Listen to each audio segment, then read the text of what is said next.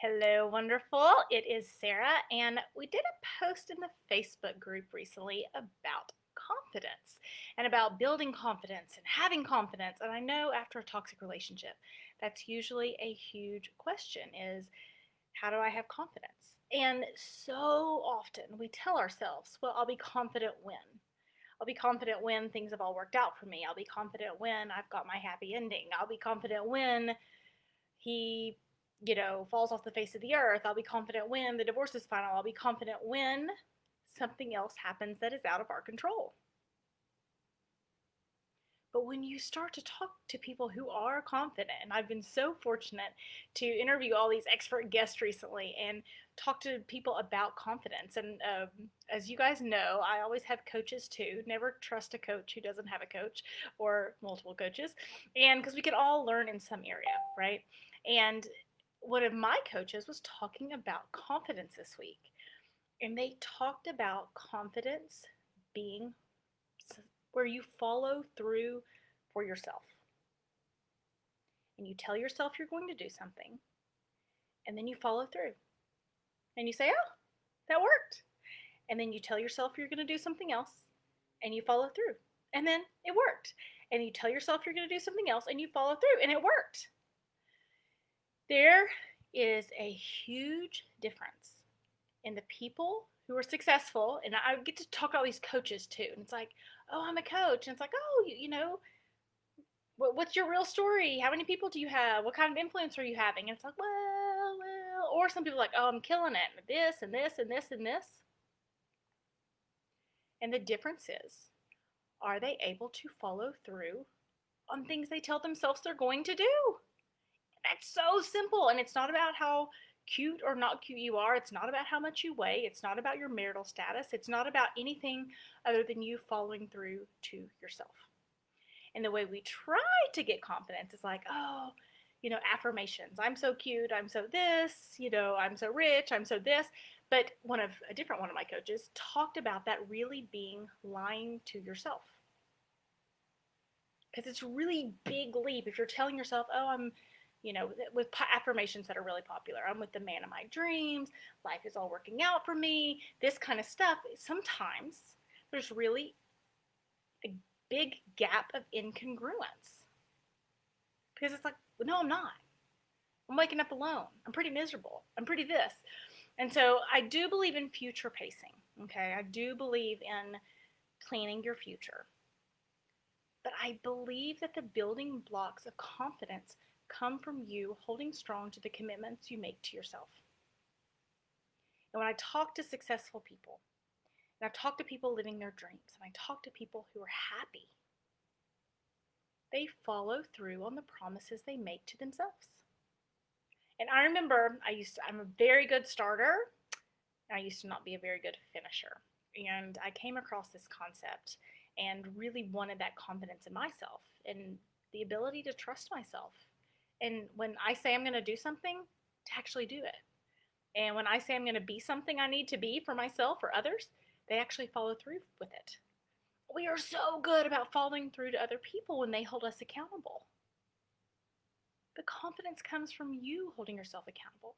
Confidence comes from the integrity of following through for you, making a big promise to yourself, following through, making small promises and following through, and creating that building block of small wins. Now, there's a real thread I'm talking about here, and it is taking action. Okay? After a toxic relationship, we get so caught up in thinking, okay, I need to know more about toxic relationships. Okay, I need to know everything there is to know about narcissists. Okay, I need to really just like overthink my way through this. And we forget that in years past, they called overthinking worry and ruminating. We tell ourselves in our head, oh, I'm just, I'm trying to figure it out. But in the past, they would have called that worrying. And no one has worried their way to a better life. When you're building that confidence, you have to have that thread of taking action. And you take action, and then it worked, and you believe in yourself. And you take action, and it didn't work, so you re-steer your course. And you have all these building blocks of success.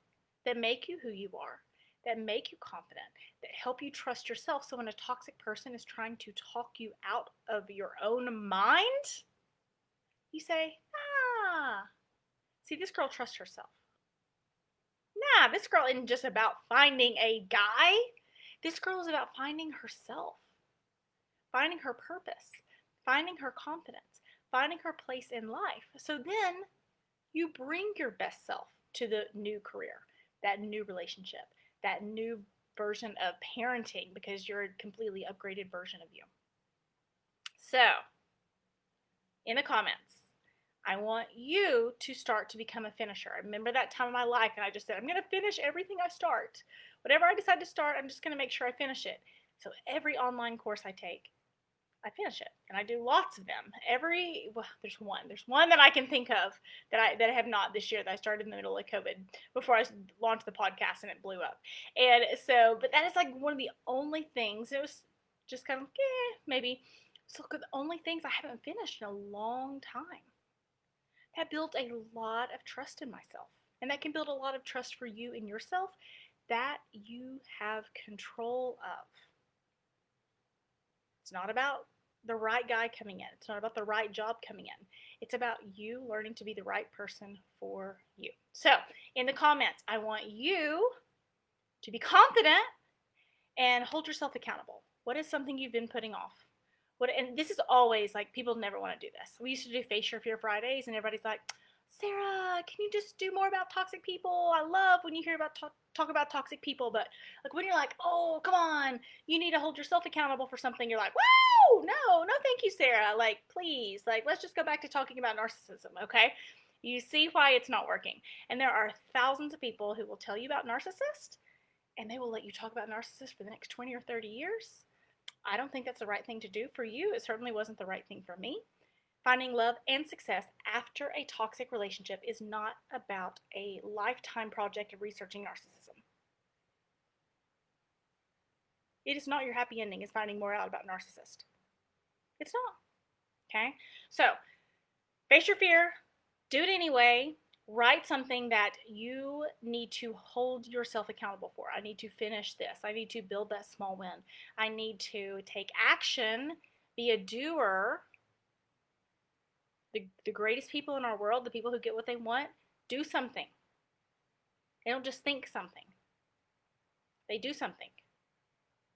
Okay? So what are you going to do? Be brave, be confident, and comment below. Have a great day.